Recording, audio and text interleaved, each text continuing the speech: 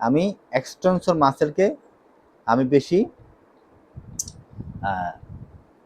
হাত রাখবো, আর ফ্লেক্সর মাসেলে আমি কি করব, হাত ফ্লেক্সর মাসেল আমি হাত রাখবো না, যাতে করে স্টিমুলেশন বেশি পায়, আমাদের স্পাস্টিসিটি আরো না বাড়ে।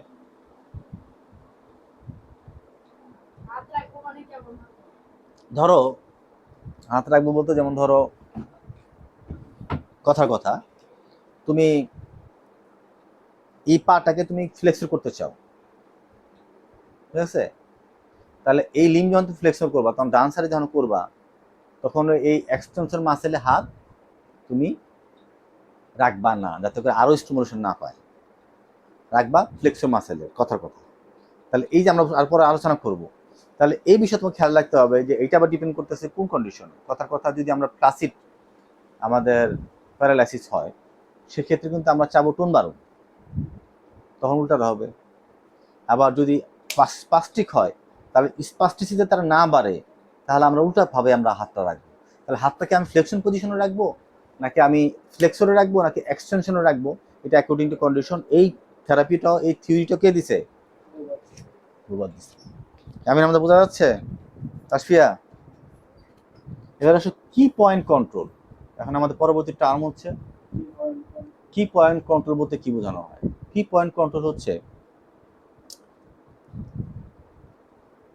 এমন একটি জায়গা বডি, যে জায়গাগুলিতে আমরা যদি ইউজ করি, থেরাপি যদি ইউজ করে, তাহলে খুব দ্রুত পেশেন্টের রিহ্যাবিলেট, নিউরো ডেভেলপমেন্টাল থেরাপিটা ইজি হয়, এবং নিউরো ডেভেলপমেন্টটা খুব দ্রুত হয়, এবং খুব সহজলভ্য হয় এবং ইফেক্টিভ। যেমন সেন্ট্রাল কি পয়েন্ট কন্ট্রোল কোথায়? ধরো হেড, স্টার্নাম, স্ক্যাপুলা, পেলভিক। বুঝতে পারছি না কথাটা?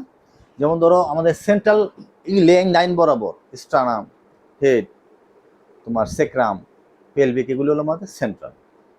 পেরিফেরাল কি? এই তোমার finger joint, wrist joint, elbow, comparatively shoulder, এগুলো হলো পেরিফেরাল, সেন্ট্রাল না। তাহলে বোবাদ বলতেছে যখনই তুমি থেরাপি অ্যাপ্লাই করবা, তখনই তোমার চেষ্টা করতে সবসময় পেরিফেরাল থেকে সেন্ট্রাল দিকে আনার জন্য, সেন্ট্রাল থেকে পেরিফেরাল না। তোমাকে অর মুভমেন্ট করতে হবে সেন্ট্রালের দিকে। মুভমেন্টটা কি করতে হবে তোমার? সেন্ট্রালের দিকে আনতে হবে। এটা কার থিওরি? বোবাদের থিওরি। এই কথা একদম ভালো করে মাথায় রাখতে হবে। এই থিওরিগুলো এ প্লাস বি হোল স্কয়ার সূত্র। কি বলতেছি আমরা? এ প্লাস বি হোল স্কয়ার সূত্র। এই সূত্র না জানার জন্য সবই উল্টাপাল্টা হবে। আর সূত্র যদি মাথা থাকে, তাহলে বহু ট্রিটমেন্ট আমরা নিজেরা বানাইতে পারবো। সমস্ত ট্রিটমেন্ট এদের শিখতে হবে না। আমরা আমাদের জ্ঞান দিয়ে আমাদের অনেক চিকিৎসা আমরা কি করতে পারবো? আমরা নিজেরা বানিয়ে আমরা ট্রিটমেন্ট করতে পারবো। তাহলে কি পয়েন্ট কন্ট্রোল সম্পর্কে আমাদের প্রশ্ন কিন্তু আসবে।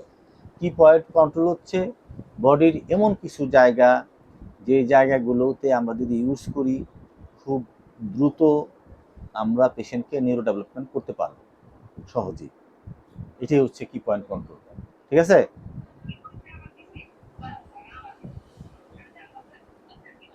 আচ্ছা, এবার আসো বেসিক কিছু বোবাতের প্রিন্সিপাল। কি প্রিন্সিপাল? যে প্রথমে আমাদের টোনকে নর্মালাইজ করতে হবে। ধরো যে পেশেন্টটার মানে একদম আর কিছু ছোট করে কিছু তত্ত্ব বা রুলস। বোবাদ বলতেছে যদি কোনো পেশেন্টকে তুমি যদি টোন বাড়তে পাও, তাহলে অবশ্যই তার টোন তুমি কমানোর চেষ্টা করবে। খুব খেয়াল করো। কে বলতেছে? বোবাদ। তারপর বলতেছে যে পেশেন্ট একটা স্ট্রোক পেশেন্ট, সেই পেশেন্টের ইউজুয়ালি তোমার নিউরো প্রিমেটিভ রিফ্লেক্স আবার রিমার্চ করে। কি করে? যেগুলো ছিল না সেটা আবার দেখা যায়।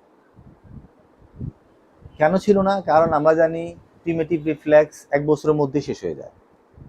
দেখা গেছে বাচ্চাটা বা ওই ব্যক্তিটার 1 বছর পর তো থাকার কথা ছিল না, কিন্তু স্ট্রোকের পরে তার পুনরায় আবার সেই প্রিমেটিভ রিফ্লেক্সটা আবার দেখা দিচ্ছে। তাহলে সেই প্রিমেটিভ রিফ্লেক্স কি করতে হবে? ইনহিবিট করতে হবে, বাধা দিতে হবে, যাতে করে সেই প্রিমেটিভ রিফ্লেক্সকে আমাদের ইন্টিগ্রেট করতে হবে। কথার কথা, এই কথাটা যদি একটু উদাহরণ দিয়ে আমি বলি, যেমন ধরো মুখের মধ্যে বাচ্চা তুমি টাচ করছো, হা করতে চোষা শুরু করছে, কি একটা বাচ্চা, তাহলে প্রিমেটিভ রিফ্লেক্সটা তার বাচ্চাটাও 2 বছর পরেও তার বাচ্চাটার মধ্যে হয়ে রয়ে গেছে, যেটা থাকার কথা না। তাহলে তুমি ইন্টিগ্রেট কিভাবে করবা? যেমন তোমরা আমাদের পেশেন্টে তোমরা কি করো, তোমরা জিভের মুভমেন্ট করাও, তারপরে মুখে আঙ্গুল দিয়ে বিভিন্ন রকম তোমার সাকিং করাও, তারপরে তোমরা গালের মাসেলগুলি স্ট্রেচ করাও, করাও না? করাও।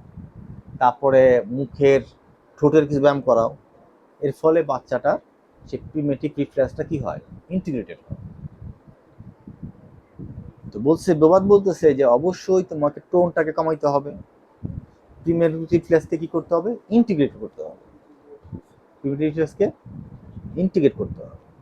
Number 3, facilitate posture positive normal movement, facilitate normal posture.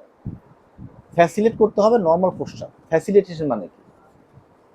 Facilitate মানে হচ্ছে সহযোগিতা করা। তোমাকে নর্মাল পোস্টার থাকার জন্য ওই পেশেন্টকে যতদূর সম্ভব তোমাকে ফ্যাসিলিটেট করতে হবে, যাতে তুমি নর্মাল পোস্টার থাকতে পারো। ঠিক আছে? তাহলে নর্মাল পোস্টার কোনটা? ওই যে আমরা যেটা বললাম এটা পোস্টার। এই পোস্টারে থাকার জন্য আমাদের কি করতে হবে, বোবাদ সে টেকনিক অ্যাপ্লাই করতে হবে। ট্রিটমেন্ট শুড বি, এটা খুব গুরুত্বপূর্ণ, ট্রিটমেন্ট শুড বি ডেভেলপমেন্টাল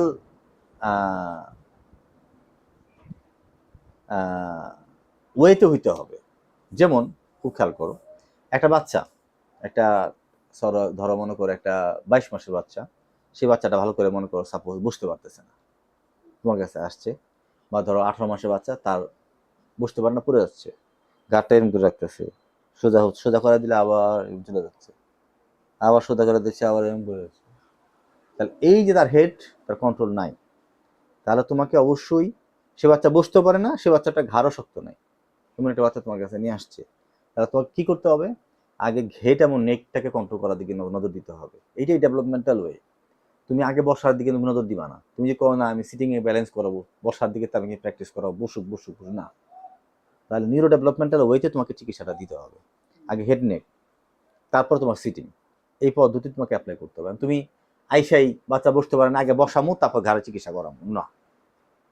এই থিওরিটা তোমাকে কে দিতে, বোবাদ দিচ্ছে, তোমাকে এই প্রিন্সিপালটা তোমার মাথার মধ্যে থাকতে হবে চিকিৎসা করার সময়।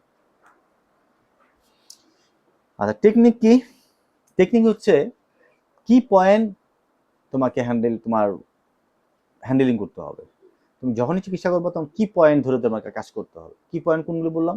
সেন্ট্রাল কি পয়েন্ট, একটা পেরিফেরাল কি পয়েন্ট, এটাকে আলোচনা করছি। এবং ওয়েট বিয়ারিং পোস্টারে কাজ করতে হবে। এফেক্টেড সাইডটাকে কি করতে হবে, ওয়েট বিয়ারিং নিতে হবে। যেমন ধরো এই হাতটা তোমার মনে করো আমার প্যারালাইসিস হয়ে আছে, এখন তুমি যদি এই হাতটাকে তুমি বোবাদ সূত্র অ্যাপ্লাই করো, তুমি যদি এইভাবে কাজ করাও, তাহলে এটা ওয়েট বিয়ারিং হলো না। তুমি যদি এটাকে কি করো, যদি এটাকে তুমি হাতটা ভর দিতে বলো, তাহলে তোমার বডি যখন এদিকে শিফট করলো, তখন ওয়েট পড়লো, তাহলে এই ওয়েটের কারণে তার হাতটা কি হলো, তার অ্যাক্টিভিটিটা বাড়লো, বোবার তার অ্যাপ্লাই করলো, এবং উন্নতিটা বেশি হবে। কেন হবে? কারণ এই হাতের মধ্যে ওয়েট পড়তেছে, আর আমরা ওয়েট বেয়ারিং সূত্রে আমরা ফেলাইছি এই রুগীটাকে। এছাড়া ধরো তুমি একটা বাচ্চা, এই রুগীটার একটা কিছু তোমার ক্যান দিলা, 2 কেজি পানির বোতল ধরাইলা, তাতেও কি হবে, ওয়েট বেয়ারিং অ্যাপ্লাই হবে। বুঝতে পারছি কথাটা?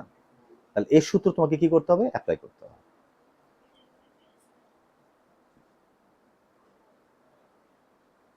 পজিশনকে তোমাকে নর্মাল, সবসময় নর্মাল পজিশন তোমাকে কাজ করতে হবে। নর্মাল পজিশনটা কি, যেটা বললাম ওই যে নর্মাল পজিশন।